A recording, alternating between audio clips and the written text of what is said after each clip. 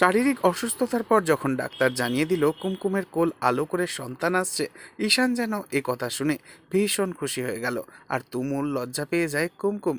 কিন্তু বিধাতার নিয়তি যে অন্যরকম। ঈশানের মায়ের কঠিন মুখ আর শার্লির কুৎসিত চক্রান্তে সেই মুহূর্তে নিমেষে বাড়িতে নামলো আমাবস্যার অন্ধকার। এক অজানা মাতাল পুরুষ বাড়িতে ঢুকে দাবি করে বসলো কুমকুম হলো নাকি তার স্ত্রী। যে লোকটাকে এতদিন সবাই মৃত বলে মেনে নিয়েছিল, সে আজ কুমকুমকে নিয়ে যেতে এসেছে। অপরাধ না করেও নিজের ঘরেই অপমানিত আজ কুমকুম। ঈশান কি পারবে তার ভালোবাসার ওপর বিশ্বাস রেখে এই কঠিন ঝড় সামলাতে, নাকি সত্যি সত্যি শার্লির চক্রান্তে এবার বাড়ি ছেড়ে বেরিয়ে আসবে কুমকুম, আর তারপর চার হাত এক হবে শার্লি আর ঈশানের? আপনারা কারা কারা চান কুমকুম যেন ঈশানের কাছেই থাকুক? অবশ্যই কমেন্টে জানাবেন। আর নেক্সট আপডেটের জন্য সাবস্ক্রাইব করতে ভুলবেন না যেন। ধন্যবাদ।